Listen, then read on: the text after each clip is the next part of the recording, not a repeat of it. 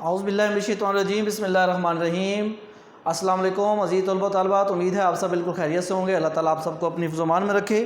आज का जो हमारा टॉपिक जो हमने स्टार्ट किया हुआ है वो हमारा जो सब्जेक्ट है इशूज़ इन पाकिस्तान इकानमी में, हमारा नेक्स्ट चैप्टर है, न्यू चैप्टर है ये हमारा एग्रीकल्चर सेक्टर जो है, हमने वो देखना है इस चैप्टर में और उसके इश्यूज़ क्या हैं वो हम इस चैप्टर में डिस्कस करेंगे स्टेप बाय स्टेप। तो ये बहुत ही इंटरेस्टिंग जो है चैप्टर है आपका, काफ़ी मालूमाती चीज़ें आपको इसमें मिलेंगी।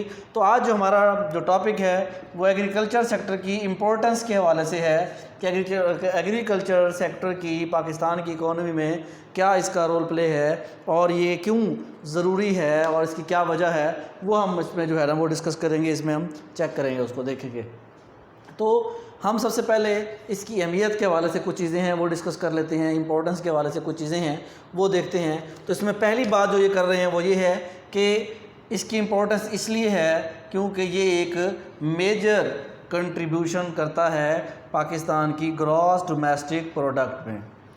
जो हमारी ख़ाम कौमी मुल्क की पैदावार है, ख़ाम मुल्क की पैदावार जो है उसमें जो एक मेन शेयर है इस वक्त जो एग्रीकल्चर सेक्टर का, वो सबसे जो ज़्यादा मतलब जो सेक्टर इसमें सबसे ज़्यादा अपनी इनकम का कंट्रीब्यूशन दे रहा है 18.9% वो एग्रीकल्चर का सेक्टर है। क्योंकि हमारा बिलवास्ता या बिलावास्ता ताल्लुक़ तकरीबन हमारी 70% आबादी का जो है इनकम सोर्स के तौर पर भी हम देख लें और हमारी जो ख़ुराक है उसके हवाले से भी देख लें तो हमारी आबादी का 70% जो है वो हिस्सा इससे जो है वो मुस्तफ़ीद होता है। तो इसमें कोई डाउट नहीं है, कोई शक नहीं है कि ये हमारी मईशत का सबसे अहम हिस्सा है। और इसी तरह से बावजूद इसके कि हमारे यहाँ इंडस्ट्रियल डेवलपमेंट भी हुई है, सर्विस सेक्टर भी हमारा इम्प्रूव हुआ है, हमारी एक्सपोर्ट इंपोर्ट में भी चेंजेस और तब्दीली आई हैं, लेकिन इसके बावजूद एग्रीकल्चर सेक्टर की जो इम्पोर्टेंस है, वैल्यू है, वो आज भी सबसे ज़्यादा जो कंट्रीब्यूशन है जीडीपी में वो इसका ही है, एग्रीकल्चर सेक्टर का ही है। तो नेक्स्ट है फूड अवेलेबिलिटी। हमें मालूम है, हम सब जानते हैं कि ख़ुराक की जो अवेलेबिलिटी है वो हमें कहाँ से होती है, वो एग्रीकल्चर सेक्टर से होती है। एग्रीकल्चर सेक्टर की इसी जो है इम्पोर्टेंस की वजह से हमें इसकी जो है बहुत ज़्यादा हमारे लिए इसकी बहुत वर्थ है। It is the agriculture sector which is responsible for making the availability of food possible in the country whose population is rising at the rate of 1.8%। ऐसा मुल्क जिसकी आबादी जो है वो 1.8% एनुअल स्पीड के साथ जो है वो इंक्रीज़ हो रही हो और जो दुनिया में जो है वो 6th largest country in population है, उसकी उस बढ़ती हुई ज़रूरियात को पूरा करने के लिए खुराक की जो है वो जो सेक्टर है जिसने इसको सहारा दिया हुआ और जिसकी वजह से ये जो है लोगों को रोज़गार और ख़ुराक मुयसर आ रही है, उसमें जो है ये एग्रीकल्चर सेक्टर का बहुत ही अहम रोल है।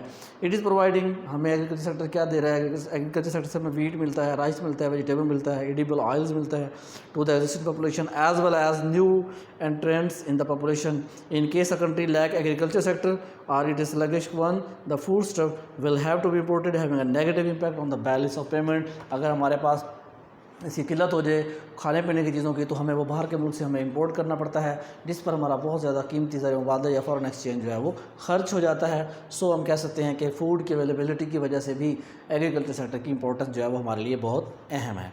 उसके बाद है बच्चों supply of raw material to industry.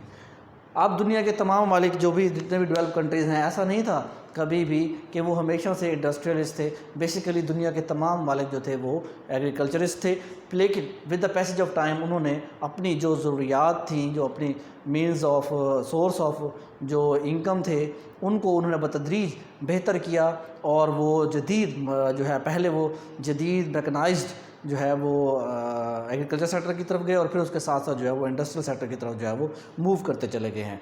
तो हम ये देखते हैं कि इंडस्ट्रियल सेक्टर की जो ज़रूरियात हैं, इंडस्ट्रियल सेक्टर की जो उसकी नीड्स हैं, वो अमूमन हमारे जो भी एग्रीकल्चर सेक्टर है उससे पूरी होती है। हम काटन का सेक्टर ले लें, हम चीनी का सेक्टर ले लें, शुगर का सेक्टर ले लें, हम जो है और दीगर जो है वो जो मेन हमारे इंडस्ट्रीज़ के शोबे हम उनकी तरफ चले जाएँ तो हम ये देखते हैं कि वहाँ पर जो है वो मेन जो एक चीज़ उसमें कंट्रीब्यूशन आ रहा है वो किसका आ रहा है, एग्रीकल्चर सेक्टर का आ रहा है। तो इंडस्ट्रियल सेक्टर भी हमारे एग्रीकल्चर सेक्टर की ही मरहून मिन्नत है कि अगर हम अपने एग्रीकल्चर सेक्टर को बेहतर बनाएंगे, अच्छा बनाएंगे, तो उसकी वजह से जो रॉ मटेरियल है वो इसको दस्तियाब होगा इंडस्ट्री को, और वो बेहतर तौर पर अपना वर्क और काम जो है वो कर सकेगी।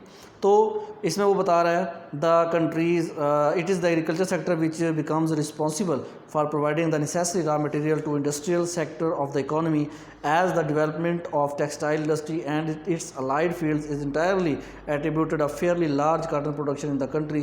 Again, the development of sugar industry also depends upon the availability of sugar cane in the country. Above all, the agro based industries, मतलब हमारा मुल्क जो कि basically agriculture sector agrarian country है, तो हमें चाहिए कि हम इंडस्ट्री भी वो लगाएं जो हमारे एग्रीकल्चर सेक्टर के साथ जो है वो उसका तालमेल मिलता हो। इंडस्ट्रियल से जो हमारे एग्रीकल्चर सेक्टर की ज़रूरियात को जो हमारे एग्रीकल्चर सेक्टर की जो आउटपुट है वो उसके अंदर इस्तेमाल होगी, तो उसका नतीजा ये होगा कि एक तरफ हमारे एग्रीकल्चर सेक्टर भी तरक्की करेगा, प्रोग्रेस करेगा, तो दूसरी तरफ जो है हमारा इंडस्ट्रियल सेक्टर भी तरक्की करेगा। तो इसलिए कहते हैं वो एग्रो इंडस्ट्री बेस्ड, एक लफ्ज़ इस्तेमाल करते हैं उसको, एग्रो बेस्ड इंडस्ट्रीज जो हम कहते हैं, agro based industry.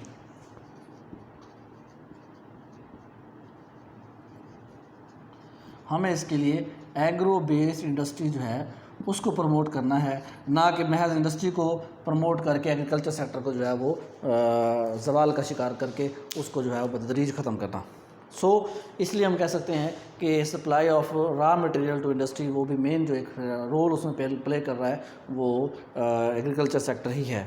Next one है a big source of employment. No doubt हमारी आबादी का तकरीबन 70-60% जो पॉपुलेशन है, वर्किंग फोर्स है, जो लेबर फोर्स है हमारी, वो तकरीबन जो है वो एग्रीकल्चर सेक्टर में ही खप जाती है। एग्रीकल्चर सेक्टर में ही वो जो है उसको रोज़गार के मौके मिल जाते हैं, क्योंकि एग्रीकल्चर सेक्टर में आपको रोज़गार हासिल करने के लिए कोई ज़्यादा आपके पास स्किल या महारत या कोई एजुकेशन फर्दर आपको ज़रूरत नहीं होती है। सो इसमें हर तरह का जो भी बंदा हो उसके पास मतलब अच्छी उसकी सेहत है तो वो उस सेक्टर में जो है वो अच्छे तरीके से काम कर सकता है।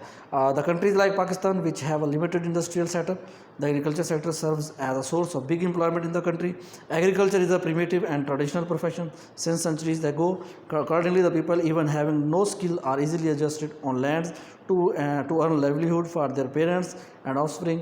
As far as Pakistan is concerned, it's predominantly a rural country with 69% of the population lives in villages and they are also depending upon the agriculture sector. So इसके बाद हमारा जो नेक्स्ट वो आता है वो है इंडस्ट्रियल डेवलपमेंट। जैसे कि मैं अभी डिस्कस कर चुका कि एग्री बेस्ड इंडस्ट्रीज़ हमें जो है वो करने की ज़रूरत है, क्योंकि जब हमारे पास एग्री बेस्ड इंडस्ट्री होगी, इंडस्ट्रियल डेवलपमेंट जो है वो ज़्यादा तेज़ी से होगी, ज़्यादा अच्छे अंदाज में होगी, ज़्यादा बेहतर तरीके से होगी। उसमें ये होगा कि हमारे पास जो सरप्लस लेबर जो है हमारी जो इसमें मौजूद है, एग्रीकल्चर सेक्टर में मौजूद है, वो भी इजीली जो है वो इसमें एडजस्ट हो सकती है।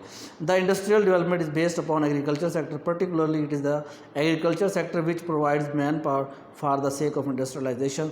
The development economist like Lewis and Ranis क्या कहता है जी कि उनका ये व्यू है, जो एग्रीकल्चर इकोनॉमिस्ट हैं जिसको मैं लिविस का अक्सर नाम लेता रहता हूँ, उनका एक व्यू है that agriculture sector of developing countries is mostly over saturated.